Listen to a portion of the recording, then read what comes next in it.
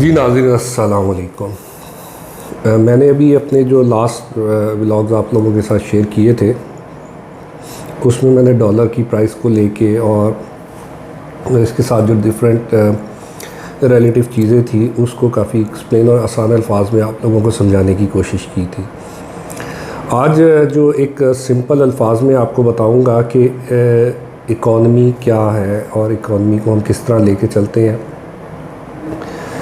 देखें, इकॉनमी जो भी होती है किसी भी मुल्क की या किसी घर की, it's not a science, it's a balancing act. कि आपने अपनी चीज़ों को जो आपकी ज़रूरियात होती हैं या आपके जो मसाइल होते हैं उनको आपने बैलेंस एक्ट करके चलना होता है और बिल्कुल बैलेंस रखना होता है ताकि आपकी आमदनी और ख़र्चे बराबर रहें। अब केस ऑफ पाकिस्तान के अंदर काफ़ी अरसे से हम एक ऐसे सिनारियो के अंदर चल रहे थे जहाँ पे हम अपनी आमदनी नहीं बढ़ा रहे थे जबकि हम अपने एक्सपेंस और अपने ख़र्चे हर साल के तौर पे बढ़ा रहे थे।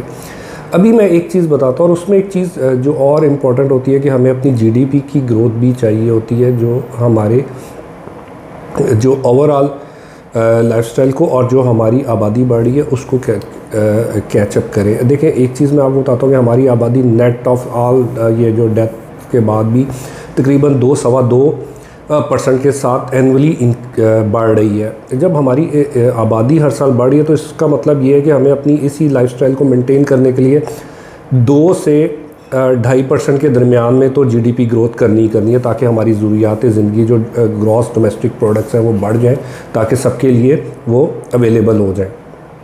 जबकि ऐसा क्या हम कर रहे हैं नहीं कर रहे हैं।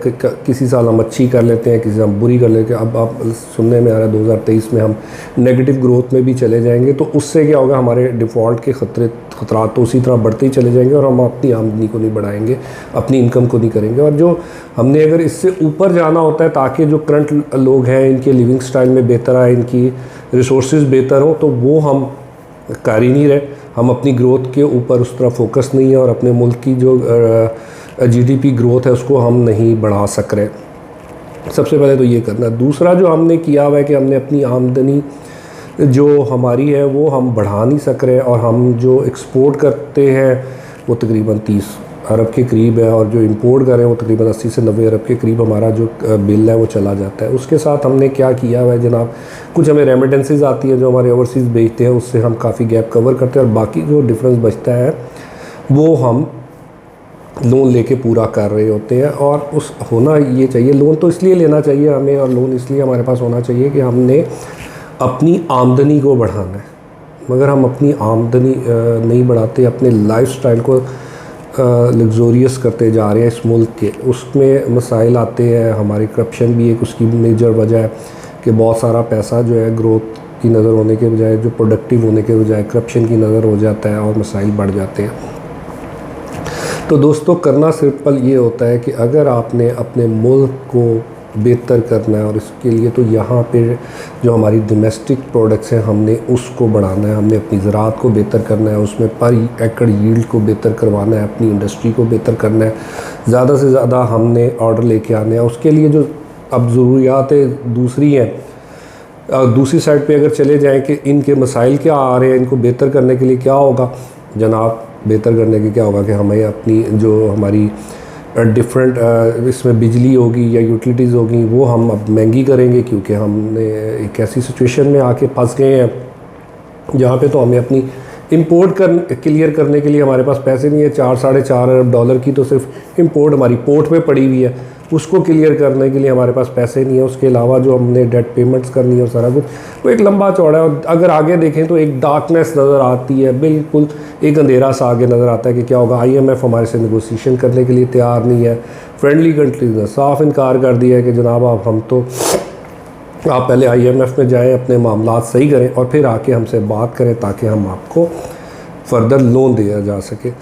तो इस वक्त जो मेजर करने वाला काम है, जो अल्लाह करे जो हमारी मिनिस्ट्री और स्टेट बैंक इस पे कोई अमल दरामद करे कि जो जिनके पास इस वक्त डॉलर्स हैं या जो लोग जिनके पास अकाउंट्स हैं या जो रेमिटेंसेस अभी लीगल चैनल के साथ नहीं आ रही, उनको हम ऐसे एडवांटेज दें। एक तो करेंसी को फ्री फ्लोट करके उसके एक एक्चुअल प्राइस के ऊपर ले आएँ और जो एक नेचुरल स्पीड के साथ बढ़ना है उसने वो अगर डॉलर ने ऊपर जाना है तो चला जाए।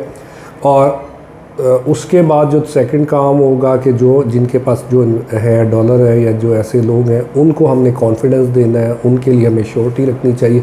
गवर्नमेंट ऑफ पाकिस्तान को उसको सॉवरेन गारंटी भी दे देनी चाहिए। और अगर एक जगह आपका मुल्क 10% अगर 100% डिफ़ॉल्ट रिस्क पे है तो आपको उसको कम करके इनको एक बोनस, एक एडवांटेज देना चाहिए ताकि ज़्यादा से ज़्यादा रेमिटेंस पाकिस्तान में वापस आए, हमारे जो है रिज़र्व बढ़े।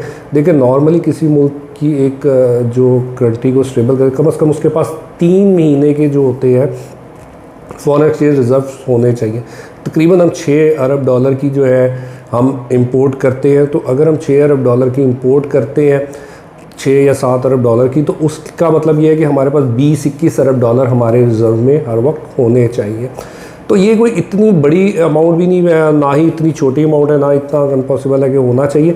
ये हो सकता है, मगर इसके लिए ज़रूरी है कि जो हमारी गवर्नमेंट है, स्टेट बैंक है, जो या जो ज़िम्मेदार है जिसमें ब्यूरोक्रेसी सिस्टम में सारे ही आ जाते हैं, वो सीरियसली इस चीज़ों के ऊपर सोचें और डूएबल जो है इस वक्त करें। और ये बिल्कुल हमें नज़र नहीं आता, हम कहीं पे ये सुनने के लिए हमें एक ठंडी हवा नहीं आती कि जनाब ये चीज़ें बेहतर हो रही हैं, आने वाले दिनों में हमारी इकॉनमी में बेहतरी आ सकती है और हमें मसाइल कम हो जाएंगे। मगर जो मैं इस वक्त देख रहा हूँ और जो मैं बार बार वार्न कर रहा हूँ कि एक ऐसा महंगाई का तूफ़ान आएगा, अल्लाह ना करे जो हालात आगे जाएंगे, उससे हमारे लिए मसाइल बहुत ज़्यादा होंगे और हम बहुत परेशानियों में गिर सकते हैं। नेक्स्ट व्लॉग में इंशाल्लाह जल्द ही कुछ और बातें भी करूँगा। कोशिश करता हूँ कि कोई अच्छी बातें ढूंढ के निकाल के लाऊं ताकि हमारे लोगों का कॉन्फिडेंस बढ़े। मगर मैं ख़ुद इस वक्त जब देखता हूँ तो रियलिटी को फेस करना चाहिए वो है, मगर आने वाले दिन मुश्किल हो सकते हैं। अपना ख्याल रखिएगा। खुदा हाफिज़।